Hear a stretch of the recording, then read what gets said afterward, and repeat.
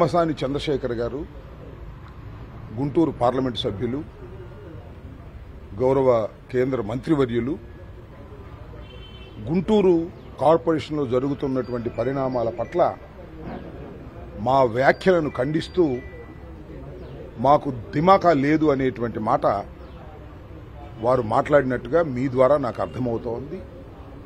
నేను టీవీల్లో కూడా చూశాను. గుంటూరు కార్పొరేషన్లో జరుగుతున్నటువంటి రాజకీయ పరిణామాలు మీ అందరికీ తెలుసు. ముఖ్యంగా స్టాండింగ్ కౌన్సిల్కి సంబంధించి ఎన్నికలు జరుగుతూ ఉంటే మా పార్టీ నుంచి అంతకుముందు పోయిన వాళ్ళు పోయారు. ఈ ఎన్నికల సందర్భంగా ముగ్గురికి కండువాలు కప్పారు.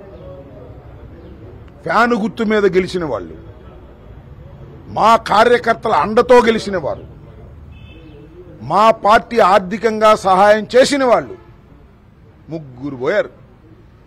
దానికి పెమ్మసానికి కూడా కండవ కప్పినట్టున్నాడు, ఒకరికో ఇద్దరికో. వాళ్ళందరూనంట వారు అభివృద్ధి కార్యక్రమాలు చూసి వస్తున్నారని ఆయన చెబితే గుంటూరు ప్రజలు, రాష్ట్ర ప్రజలు మేము నమ్మాలా అంటున్నా.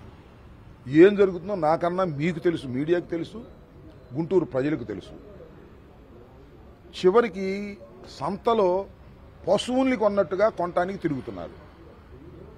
నేను పెమ్మసాని చంద్రశేఖర్ గారిని పిక్చర్లో ఉన్నాడని నేను అనుకోలేదు. ఎమ్మెల్యేలు తిరుగుతున్నారు ఇంటింటికి. మరి ఆయన కూడా పిక్చర్లో ఉన్నాడేమో నాకు తెలియదు. కాబట్టి మాకు దిమాకా లేదు. వారికి అధికారం ఉంది, వాళ్ళకి బాగా దిమాకా ఉంది. మాకు అధికారం లేదు, దిమాకా లేదు.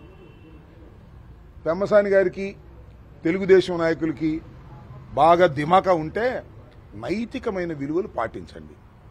నైతికమైన విలువలు పాటించుకోకుండా సంతలో పశువుల్ని కొన్నట్టుగా మీరు కార్పొరేటర్లను కొనేటటువంటి నీచమైన రాజకీయాలకు దిగజారిపోతే ఏదో స్టాండింగ్ కౌన్సిల్ ఏదో సాధిద్దాం అనుకుంటే మీరు సాధించలేరు.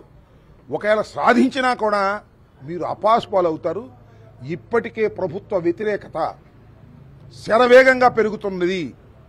చంద్రబాబు నాయుడు గారు సూపర్ సిక్స్ను చేయనని చేతులు పైకెత్తేసినటువంటి ఈ సందర్భంలో ఇలాంటి అనైతికమైన కార్యక్రమాలు మీరు చేయటం ద్వారా మరింతగా మీ మీద వ్యతిరేకత పెరుగుతుందనే విషయాన్ని దయచేసి మర్చిపోకండి.